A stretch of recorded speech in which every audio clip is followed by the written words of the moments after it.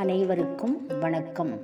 ஸ்ரீ கணேஷாய நமக, ஸ்ரீ சரஸ்வத்யை நமக, ஸ்ரீ குருப்யோ நமக. இன்று ஸ்ரீ தத்தாத்திரேயரின் சுயசரிதம் 17வது நாள் பாராயணம். அவர்கள் அந்த சிறுவன் சாதாரணமானவன் இல்லை என்று அறிந்தனர். பின் நரஹரி தன் தாயிடம் வந்து, அம்மா, நீ என்னை வேதம் கற்கும்படி கூறினீர். நான் உமது கட்டளைப்படி சந்நியாசியாகப் போகிறேன். பிக்ஷை எடுத்து என்னுடைய மீதமுள்ள ஆயுளை வேதங்களை கற்றுக்கொண்டு கழிக்கிறேன் என்றான். இதை கேட்ட தாய் துக்கம் மிகுந்தவளாயினாள். அவள் மயக்கமுற்று பின் மயக்கம் தெளிந்ததும் தன் மகனை கண்ணீர் நிறைந்த கண்களுடன், மகனே, எங்களது வயதான காலத்தில் நீ துணையாக இருப்பாய் என எண்ணினேன். நீ பேச ஆரம்பித்து விட்டாய் என நான் மிக மகிழ்ந்தேன். நீ எங்களுடனேயே பல நாட்கள் தங்கியிருக்க வேண்டும் என நாங்கள் விரும்புகிறோம். என்னை ஏமாற்றி விடாதே என்றான். சிறுவன், அம்மா, தயவு செய்து துக்கப்படாதீர்கள். நான் ஒரு குறிப்பிட்ட பாதையில் செல்ல வேண்டும். என்னை தவிர உங்களுக்கு இன்னும் 4 குழந்தைகள் பிறப்பார்கள். இது சத்தியம். இந்த குழந்தைகள் உங்களுக்கு நன்கு சேவை புரிவர். உங்களுடைய முந்தைய பிறவியில் நீங்கள் சிவனை வழிபட்டீர்கள். இதை ஞாபகப்படுத்திக் கொள்ளுங்கள் என்றான். இப்படி கூறி தன் கையை தாயாரின் சிரசின் மீது வைத்தான். கையை வைத்ததும் தாயார் தனது பூர்வ ஜென்ம நினைவுகள் வரப்பெற்றாள். அவள் சிறுவனிடம் ஸ்ரீ வல்லவ குருவின் வடிவத்தை கண்டாள். அவள் சிறுவன் கால்களில் விழுந்து வணங்கினாள். சிறுவன் அவளை எழுப்பி, அம்மா, நான் உனக்கு தெய்வீகமான உண்மைகளை கூறப்போகிறேன். நான் ஒரு துறவி. எனக்கு குடும்பப்பற்று கிடையாது. நான் புண்ணிய நதிகளுக்கு தீர்த்த யாத்திரை போக வேண்டும். இவ்வாறு செய்வதற்கு பல காரணங்கள் இருக்கின்றன என்றார். தாயார் இதை கேட்டு, என்னை விட்டு நீ போய்விட்டால் பின் உன்னை நான் பார்க்க முடியாமலே போய்விடும்.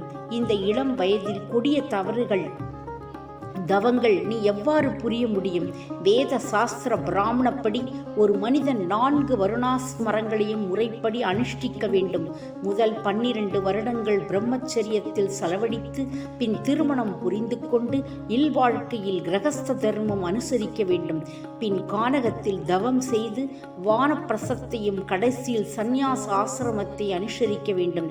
இவ்வாறு நியமம் இருக்கையில் நீ எப்படி நேராக சந்நியாசியாக முடியும்? முதலில் ஒரு மனிதன் தனது இந்திரியங்களை திருப்திப்படுத்த வேண்டும்.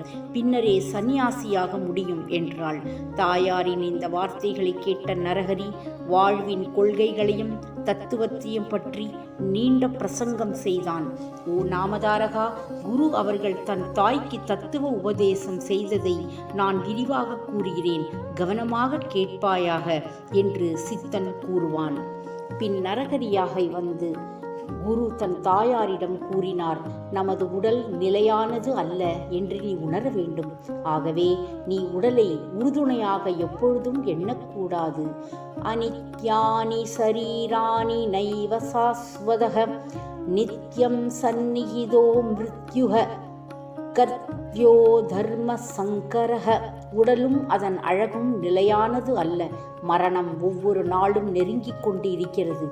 ஆகவே நல்ல செயல்களின் பலனை சேர்ப்பதே மனிதனின் கடமையாகும். ஒருவனுக்கு நீண்ட ஆயுள் வாய்க்குமானால் நீ கூறியது போல் 4 வர்ணாஸ்மரங்களை அவன் மேற்கொள்ள இயலும். ஆகவே முந்தைய யுகங்களில் மனிதர்களுக்கு நீண்ட ஆயுள் இருந்தபோது இந்த வர்ணாஸ்மரங்கள் வகுக்கப்பட்டன. ஆனால் கலியுகத்தில் இத்தகைய நீண்ட ஆயுள் கிடையாது. ஆகவே கலியுகத்தில் உடலில் வலிவிருக்கும் போதே தர்மத்தை செய்ய வேண்டும். உண்மையில் ஒருவன் தர்மம் பிறகு செய்து கொள்ளலாம் என்றே எண்ணுகிறான். ஆனால் இரவும் பகலும் ஒவ்வொரு நிமிடமும் என இந்த உலக வாழ்க்கை குறைந்து கொண்டே வருகிறது. ஒருவனுக்கு நல்ல செயல்களை செய்ய சமயமே வாய்க்காமல் போய்விடக்கூடும். ஒருவன் திடகாத்திரத்துடன் இருக்கும் போதே தர்ம காரியங்கள் செய்ய வேண்டும். மழை பெய்யும் போது மழை நீர் மரத்தின் இலைகளில் விழுகிறது. இலையின் நுனியில் மழைத்துளி அதிக நேரம் தங்குவதில்லை. அதுபோலவே இளமையும் இந்த உடலில் அதிக நேரம் இருப்பதில்லை. இறப்பு என்பது அந்த உடலோடு வரும் சகப்பயணி. அது இந்த உடலை எந்த நேரமும் தழுவலாம். ஆகவே ஒருவன் புண்ணிய கருமங்களை கூடிய விரைவில் செய்ய வேண்டும். ஈட்டிக்காரன் வட்டிக்காக நாட்களை எண்ணுகிறான். அதுபோலவே மரண தேவதையான யமன் ஒருவன் வாழ்நாட்களை எண்ணுகிறான். மேகம் பொழிகின்ற நீரெல்லாம் நதிகளை சென்றடைந்து கடலை சேர்கிறது. ஆனால் தண்ணீர் கடலிலிருந்து நதிக்கு மீண்டும் போக முடியாது. இதுபோன்றே கடந்து போன ஆயுளை மீண்டும் பெற முடியாது. உனது வாழ்நாளில் ஒரு நாளை எந்த புண்ணிய காரியமும் செய்யாமல் கழித்துவிட்டால் அந்த நாள் வாழ்நாளில் வீண் போன நாள் என்று நினைத்து கொள்ளலாம்.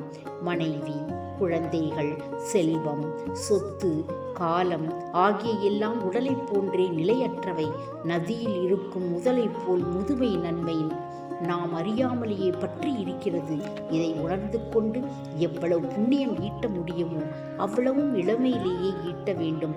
அம்மா, உடலும் காலமும் இப்படிப்பட்டவையே. இத்தனை அறிந்த பின்னும் நீ என்னை தடுக்க விரும்புகிறாயா?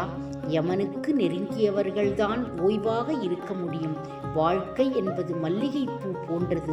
அது மலர்ந்து எங்கும் மனம் பரப்புகிறது. ஆனால் விரைவிலேயே வாடிவிடுகிறது.